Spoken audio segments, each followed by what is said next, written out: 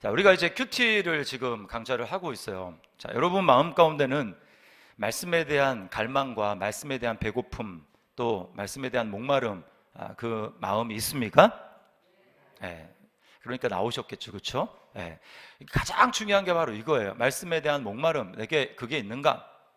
예, 그게 있는 사람은 영적으로 성장하고, 그게 없는 사람은 영적으로 성장하지 않습니다.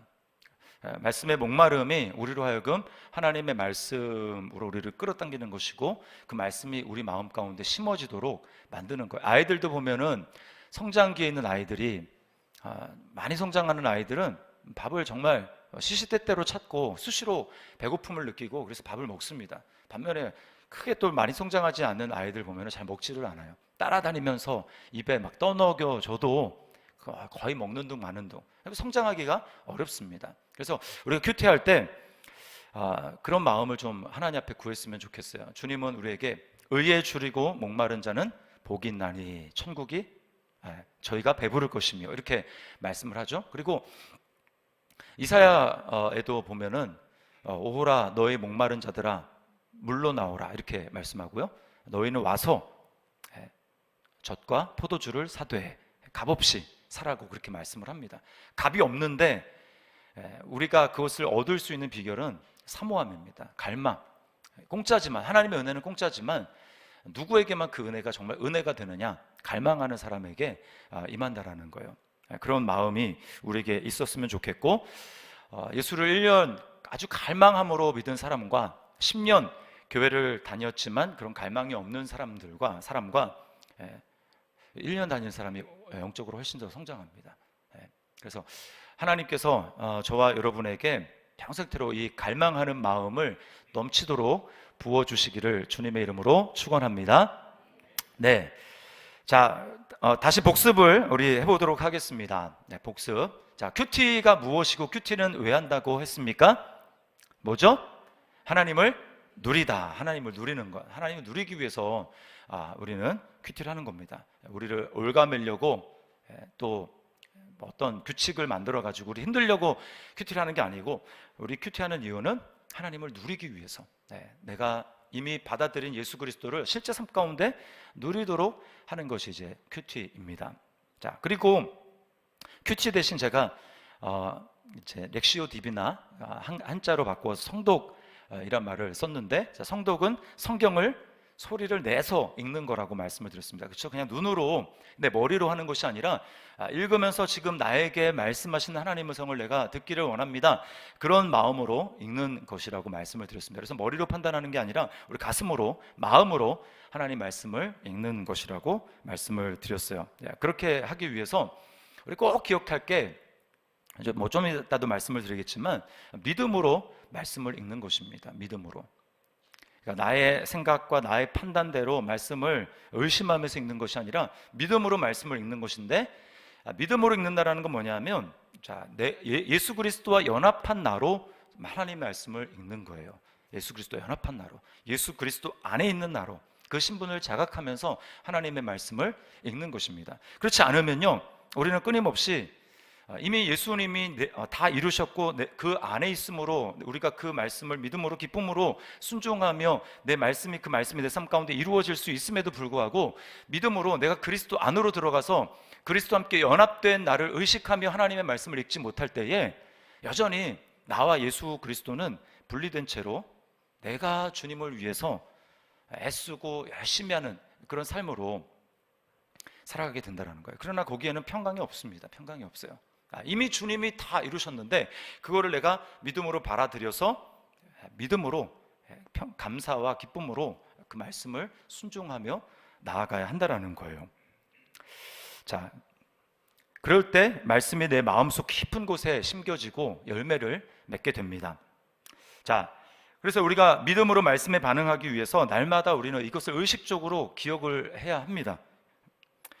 우리 안에 있는 거하는 죄가 너무나 강력해요. 그래가지고 자고 깨어나면 우리는 어떤 존재로 돌아가냐면 이전과 같은 내가 예수 그리스도 안에 있지 않았을 때 살던 모습과 모양대로 우리는 돌아갑니다. 이게 얼마나 강력한지 몰라요. 그래서 우리가 죄와 싸우라고 하는 히브리서 12장 그 말씀에 너희가 죄와 싸우되 피 흘리까지 싸우지 아니하고, 그 말은 날마다 우리가 이것과 싸운다는 거예요. 우리는 무슨 마귀와의 싸움, 바로 내 안에 있는 이 죄와의 싸움인데, 그건 뭐냐면 자고 일어나면 우리는 자기중심적인 존재로 돌아가고, 그래서 예수 그리스도와 함께 연합되어 있는 자인데 그것을 자각하지 못하고 여전히 예수 그리스도와 분리되어 있는 존재로, 내가 주님을 위해서 뭔가 분리된 자로, 내가 주님을 위해서 뭔가 애쓰는 자로, 그래서 뭐 하나님의 영광을 위해서 살아가는 그런 존재로 착각하며 살아간다는 거예요. 그게 아니라 이미 그리스도와 우리는 연합되어 있는 존재이기 때문에 그것을 날마다 믿음으로 선포해야 됩니다. 이것이 믿음으로 살아가는 방식이에요. 그래서 우리가 지난주에 살펴봤잖아요. 믿음의 주요 또 온전하게 하시는 이인 예수를 바라보자. 근데 거기 믿음의 주라는 게 뭐예요? 믿음을 창시하신 분, 내 믿음을 처음 생기게 하신 분도 주님이고, 그 믿음을 예수님 닮아서 계속해서 성장하게 하시는, 완성을 향해 나아가게 하시는 분도 예수 그리스도입니다. 그러니까 우리가 믿음을 적용하기 위해서 성경을 해서 왜 그리스도를 발견해야 되는가? 우리가 믿음으로 반응하고 성장하기 위해서 우리는 그리스도를 발견해야 돼요. 목사님 너무 복잡한 거 아닙니까? 그냥 성경 읽으면 되지 왜 성경에서 꼭 그리스도를 발견해야 됩니까? 라고 하는 이유는 바로 거기에 있다라는 거예요. 그렇지 않으면 아침에 일어나서 내가 성경을 읽는다, 그럼 우리도 나도 모르게 어떻게 합니까? 예수 그리스도는 제쳐두고 내 열심을 가지고 성경에서 내가 오늘 이렇게 해야 되겠다, 그건 믿음으로 적용하는 게 아닙니다. 제가 뒤에 좀 이따 말씀을 드릴게요. 그래서요, 우리는 처음에 나에 대해서 절망하는 존재이기 때문에 예수 그리스도만을 소망 삼고 그분만을 붙들었는데, 어느 순간에 나도 모르게 나에 대해서 소망하는 존재로 바뀌어서 내가 이 말씀대로 할 수 있다라고 생각하고 착각하고 그 말씀을 열심히 지켜서 결국은 그리스도는 사라지고 나만 남는. 근데 내 마음에 기쁨이 없어요. 내 마음에 기쁨이 없습니다. 열심히 주님을 위해 헌신하고 열심히 내가 봉사를 하고 그렇게 하는데 점점 나만 남고 그리스도는 없어지고, 그러다 보면 내가 더 헌신을 안 해서 그런가?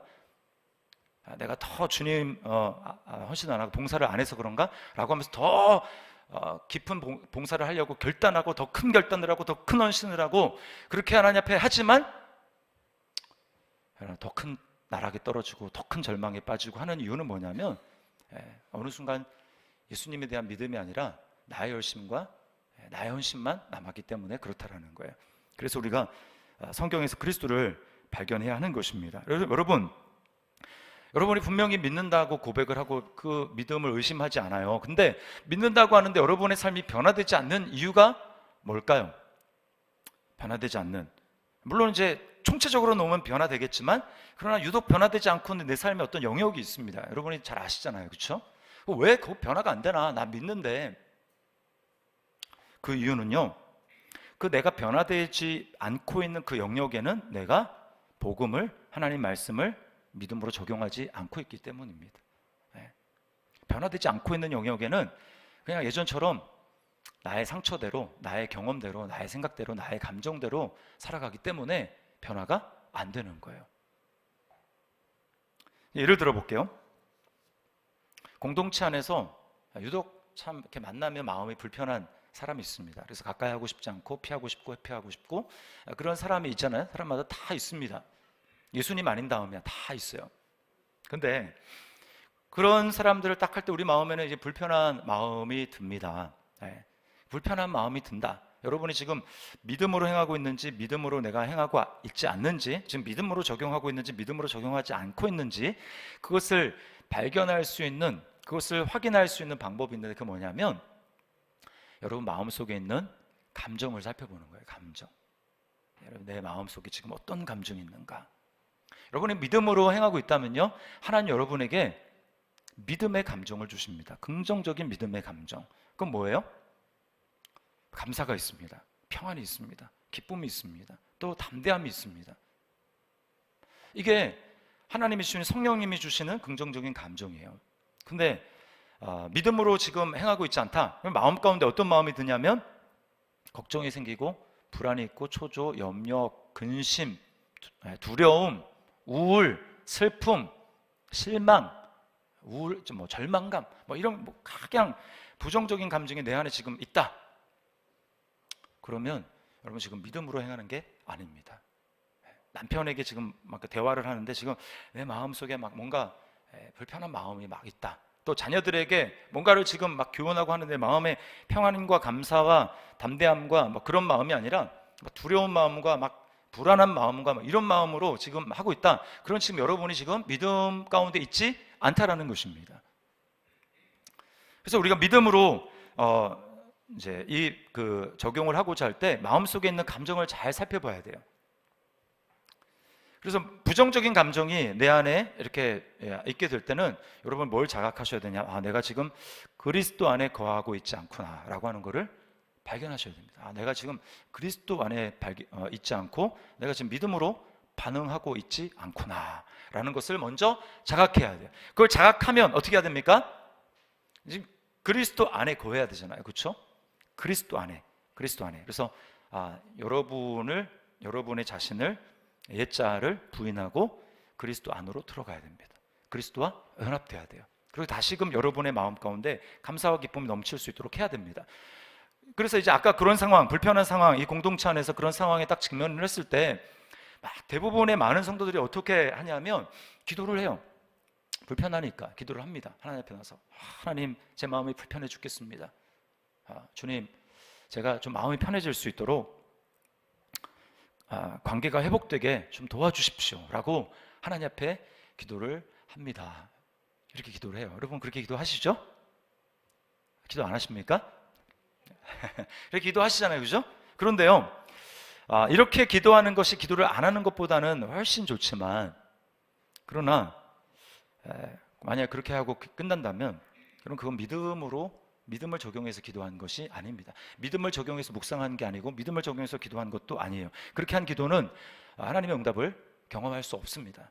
하나님의 응답을 경험할 수 없어요. 여러분, 제가 믿음이라고 하는 것이 계속 강조하지만 뭐라고 말씀을 드렸습니까? 믿음은 내가 소원하는 바를 강하게 밀어붙이고 강하게 주장하는 게 믿음이 아니고, 믿음이라는 건 뭐예요? 어디에 기초해야 됩니까?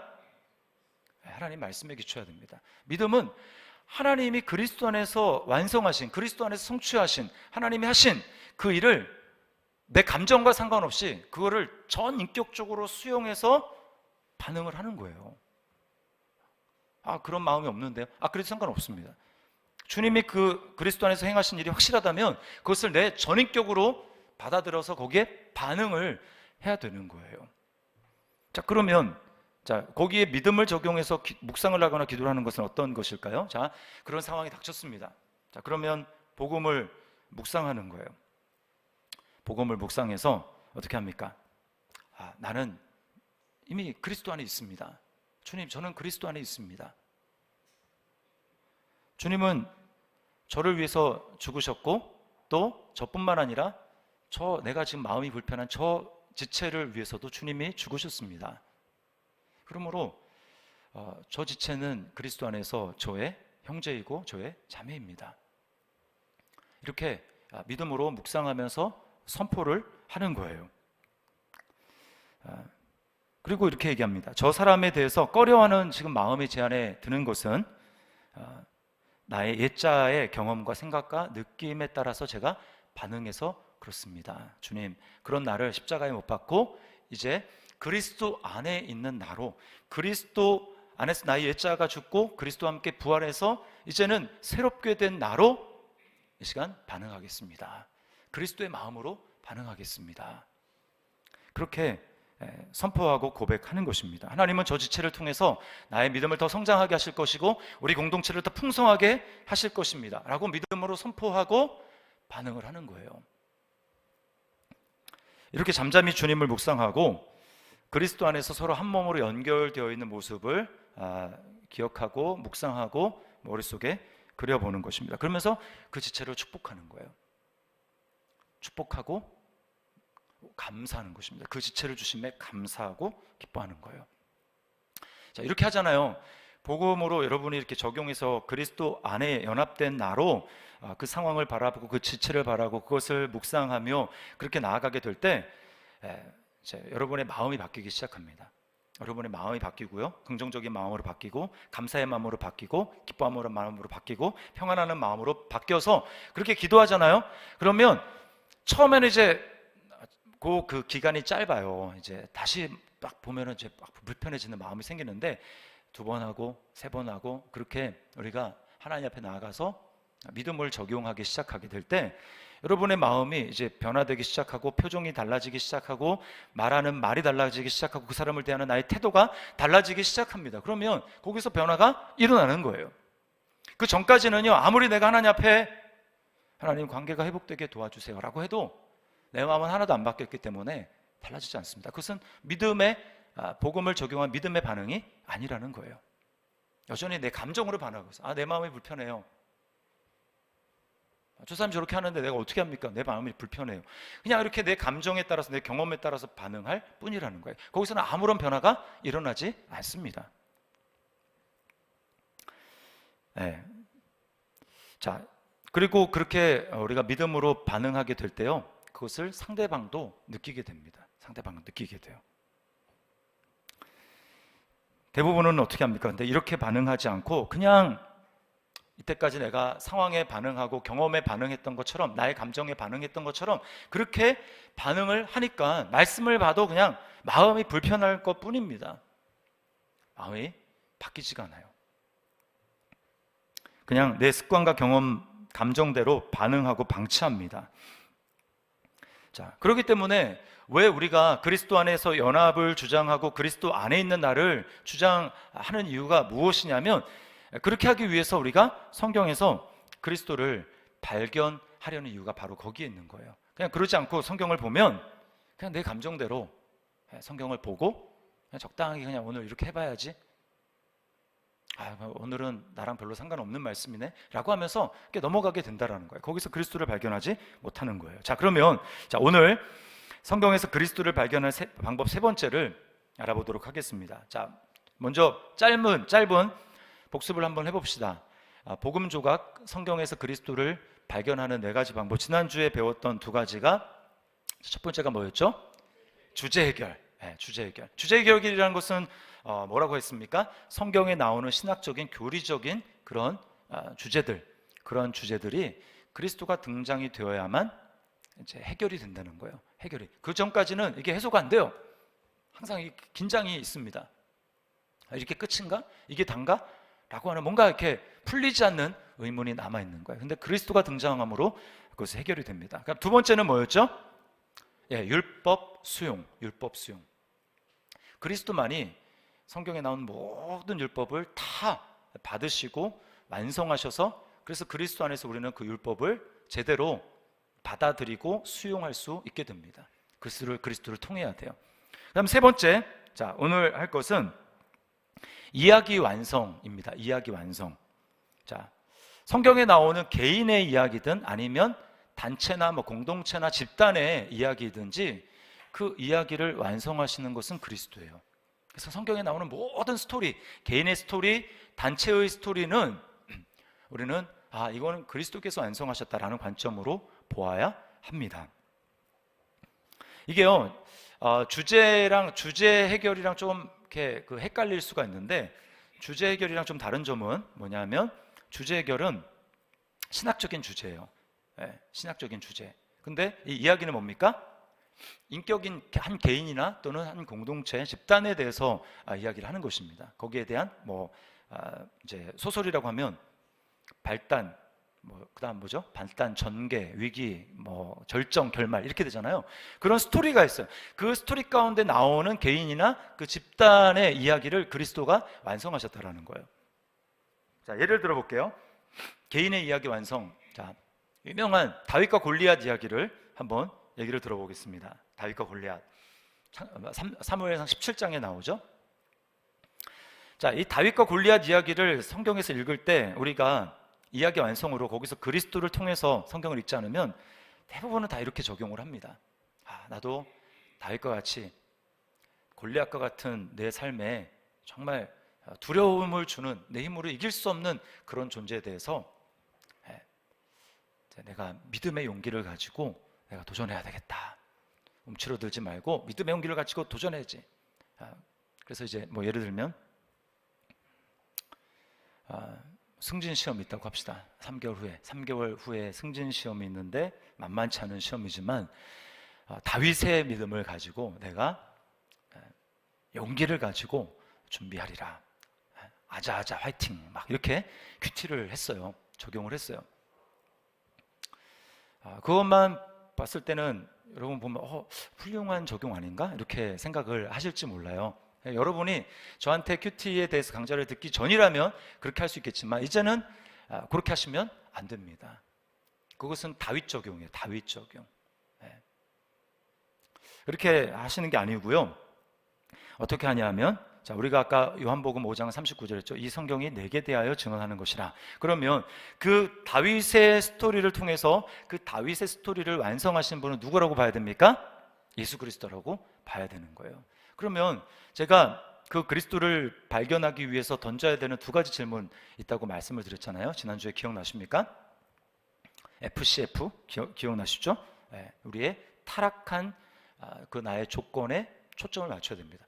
타락한 내가, 죄 가운데 있는 내가 이 말씀을 어떻게 실천할 수 있지? 라고 하는 질문을 그 본문 말씀에서 묵상하는 거 딱 던지는 순간 우리는 뭘 발견하게 되냐면 자기가 다윗이 아니라는 사실을 발견하게 됩니다. 난 너무 두려운데 나는 다윗이 아니라 지금 두려워가지고 한 발짝도 떼지 못하고 있는 지금 그래서 전쟁에 나가지 못하고 벌벌 떨고 있는 이스라엘 병사들 그 모습이 난데 내가 이 상황 가운데 어떻게 그렇게 할 수 있어? 딱 그 순간 우리는 내가 막 용기 내서 뭘 하기보다는 뭘 바라게 됩니까? 누가 다윗과 같이 나를 위해서 저 상황과 저 골리앗과 싸워줄 나의 구원자가 누굴까? 그것을 우리는 기대하고 소망하게 되는 거예요. 그리고 두 번째 질문이 뭡니까? 이 본문을 통해서 그리스도가 어떻게 이 본문을 통해서 이 본문의 이야기를 이제 완성시키는가? 그렇게 딱 볼 때 우리는 그 다윗이 바로 구원자라고 하는 사실을 발견하게 되는 것입니다. 그래서 두려워서 꼼짝달싹하고 하지 못하고 있는 이스라엘 백성들을 대표해서 나가서 골리앗을 쳐부수고 승리를 이스라엘 백성들에게 준 그 다윗을 통해서 진짜 다윗은 예수님이구나, 진정한 다윗은 예수 그리스도구나 라고 하는 것을 거기서 발견하는 것입니다. 근데 예수님이 진짜 다윗인 이유는 다윗은 골리앗 잠깐의 승리를 주었을 뿐이지만 그리스도는 뭡니까? 세상을 이기시고 죄와 마귀를 이기시고 죽음을 이기셔서 이제 그리스도 안에 있는 나는 어떠한 것도 두려울 것이 없는 그리스도 안에서 나도 승리할 수 있는 존재가 되었구나. 그러므로 내가 내 앞에 있는 이 어려운 환경에 대해서 나는 그리스도 안에 있는 믿음을 가지고 내가 이스라엘 골리앗을 무찌른 이스라엘 백성들이 어떻게 합니까? 그 다음부터 막 용기 백배해가지고 나가가지고 남은 잔당들을 막 다 처리하잖아요. 그리스도가 우리를 위해서 승리를 해주셨기 때문에 그리스도 안에 있는 내가 내 인생 가운데 있는 모든 문제에 대해서 우리도 믿음을 적용해서 나갈 수가 있는 거예요. 주님이 나와 함께 하시니까. 그렇게 그리스도를 적용하게 될 때 우리는 주님에 대해서 막 구원에 대한 감격, 나를 위해서 그 모든 시험을 이기시고 죽음을 이기시고 죄를 이기시고 세상을 이기시고 마귀를 이기신 그 예수님에 대한 감사와 감격, 그 주님을 막 찬양하고 싶은 마음이 마음속에서부터 막 일어나는 거예요. 그리고 이제 적용하는 겁니다. 그리스도를 통해서.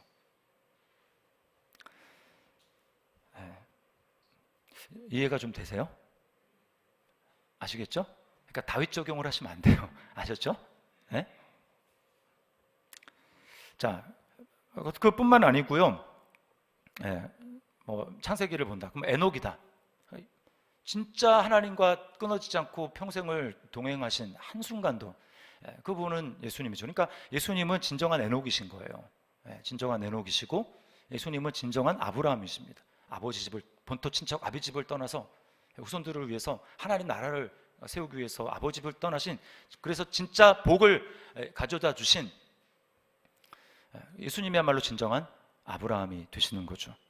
그리고 또 예수님이야말로 세상을 구원한 진정한 노아가 되시고, 또 예수님이야말로 온 가족을 기근에서 건진 요셉, 진정한 요셉이 되시는 거고, 예수님이야말로 멸망의 위기 가운데 처한 유다 민족을 구원한 에스더, 진정한 에스더가 되시는 겁니다.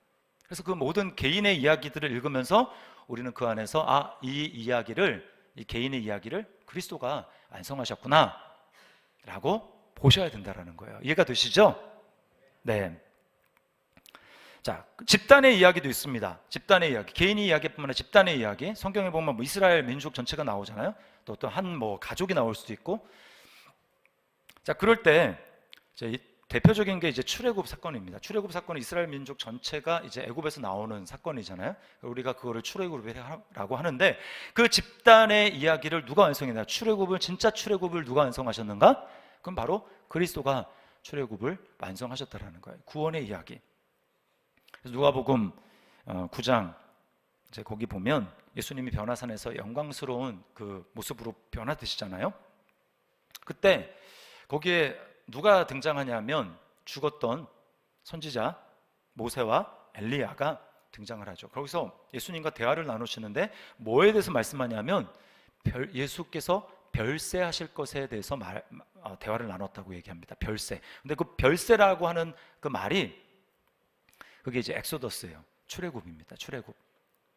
그러니까 예수님이 십자가에서 죽으셔야만 진정한 이스라엘 백성들이 이제 어린 양을 피에 그 문설주에 발라서 그 장자의 죽음 때문에 출애굽을 할 수 있었던 것처럼 예수 그리스도가 십자가에 죽으셔야만 진정한 출애굽이 된다는 거예요. 그게 진정 출애굽기에 나온 그 출애굽 사건이 진짜 출애굽 사건이 아니고, 진정한 출애굽은 예수 그리스도가 십자가에 죽어야 우리에게 진정한 출애굽, 죄와 마귀의 권세로부터, 죽음의 권세로부터 해방되는 진정한 출애굽이 이루어진다라는 것입니다. 우리에게 진정한 해방, 진정한 자유가 주어진다라는 거예요. 그러므로 예수님이야말로 출애굽을 완성하신 주님이라는 것입니다.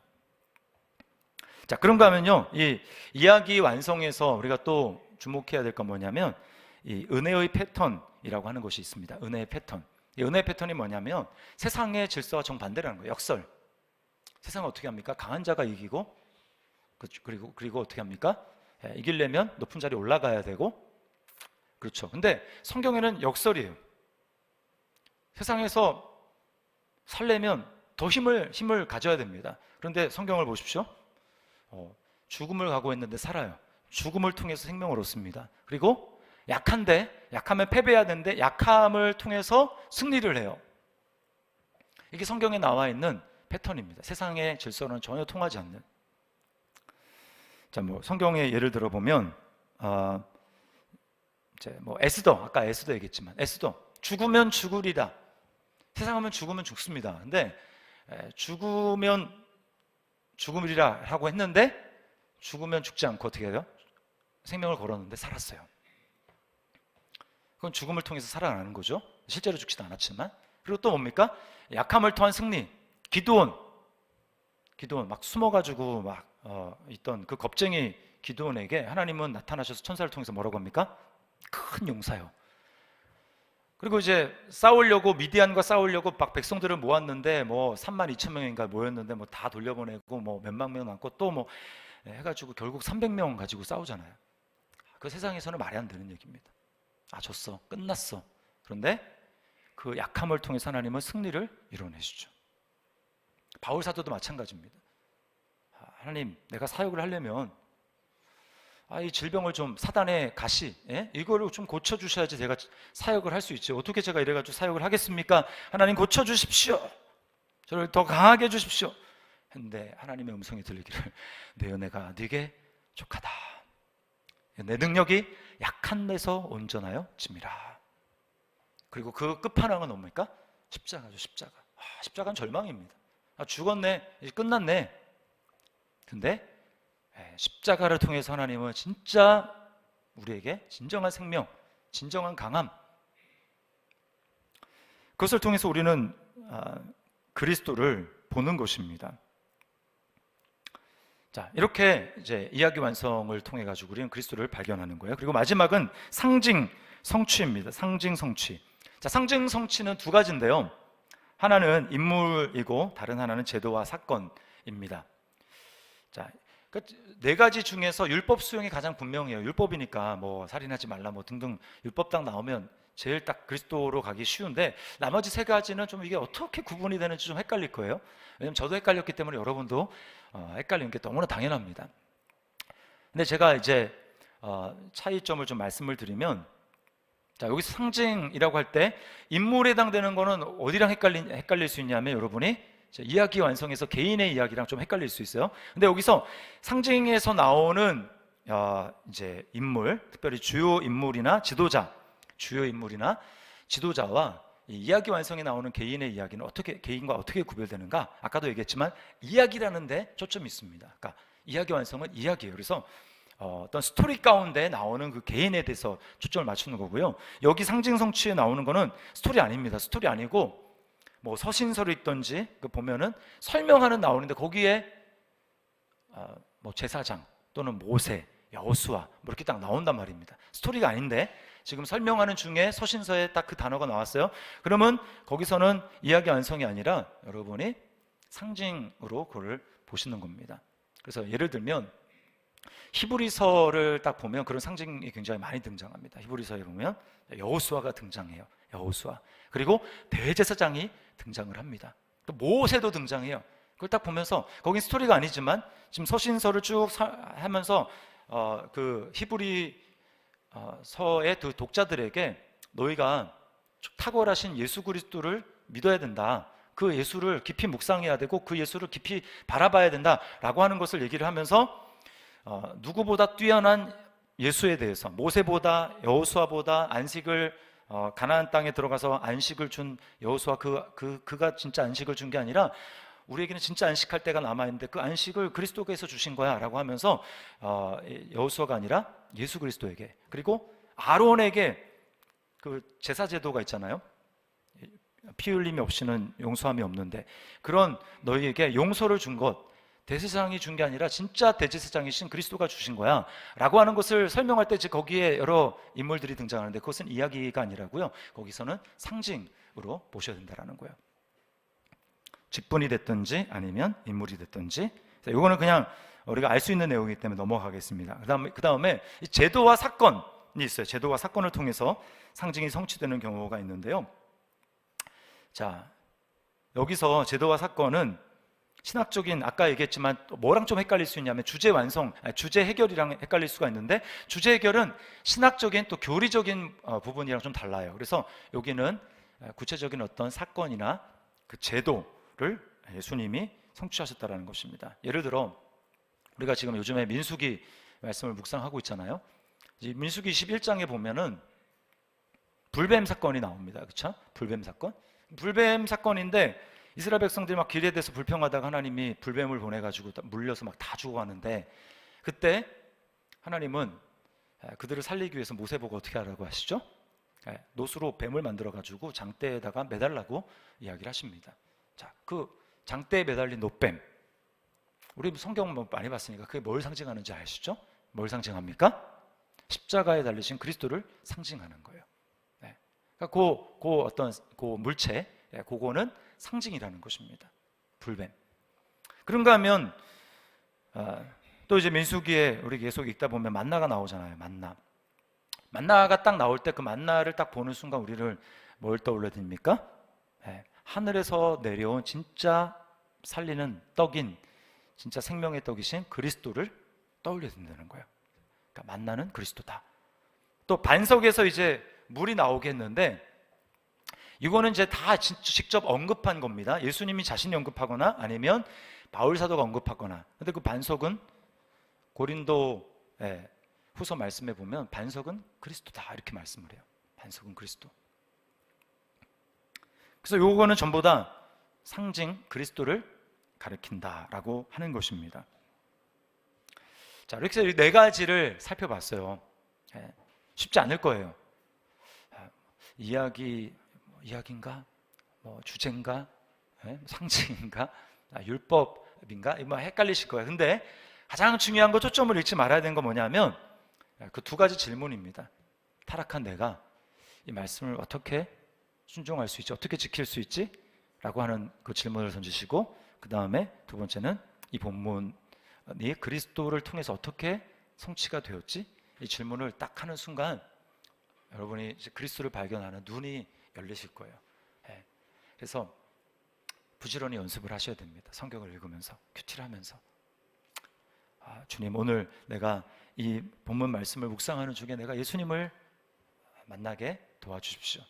그래서 지금 내 상황 가운데 예수님을 통한 믿음으로 제가 오늘 내 앞에 상황에 처한 지금 여러 가지 힘든 이런 상황들을 내가 적용하고 그래서 믿음으로 승리할 수 있도록 주님 나에게 은혜를 베풀어 주시옵소서. 여러분 이렇게 큐티를 하며 나가잖아요. 그러면 우리가 충만해집니다. 충만해져요. 자기로 충만한 게 아니라 그리스도로 충만해지는 것입니다. 목사님 그걸 어떻게 합니까? 제가 경험해 봐서 아는 거예요. 경험담을 여러분에게 말씀해 드리는 것입니다. 그래서 누구보다도 성경에서 그리스도를 만나고 그리스도를 발견하는데 여러분이 전문가가 되셔야 돼요. 얼마나 감사한지. 그래서 구약을 읽으실 때는 거기서 예수님이 이걸 어떻게 성취하셨는지 그리스도를 발견하시고, 근데 안타까운 것은 신약을 읽는데도 신약에서 그리스도를 이미 그리스도가 이루셨는데 이미 그리스도가 이루셨기 때문에 그리스도 이름이 이제 안 나오는 경우인데 그 신약을 그냥 신약에 읽었을 때도요 이렇게 서신서를 읽는다 그러면 이미 이제 그리스도 아니라는 게 딱 나오잖아요. 그러면 이미 그리스도가 나왔기 때문에 그것을 바로 이렇게 적용해가지고 이제 열심히 이렇게 살려다 보면 신약임에도 불구하고 그게 마치 내가 살아내야 되는 율법처럼 새로운 율법처럼 나에게 다시 다가올 수 있다는 거예요. 신약도 마찬가지지만 신약도 거기서 그리스도를 여러분이 보셔야 돼요. 그럴 때 여러분이 예수님 안에서 충만한 그런 삶을 살아가게 되는 것입니다. 그래서 이 부분은 앞으로 계속하면서 좀 물어보시고요. 서로도 물어보시고 큐티하면서 나누다가 집사님은 여기서, 권사님은 여기서 어떻게 예수님을 발견하셨어요? 그러면 나는 여기서 이런 예수님 발견했어. 나는 이렇게 발견했는데 이렇게 서로도 나눠보시고 그래서 그 나눈 그리스도로 우리가 서로 또 묵상하면서 은혜를 받았으면 좋겠습니다. 그런 우리 예수 그리스도를 충만하게 누리는 은혜가 삶 가운데 넘칠 수 있기를 주님의 이름으로 축원합니다. 네, 자 우리 말씀을 기억하면서 예수 우리들의 밝은 빛 우리 찬양 부르고 기도하고 마치겠습니다.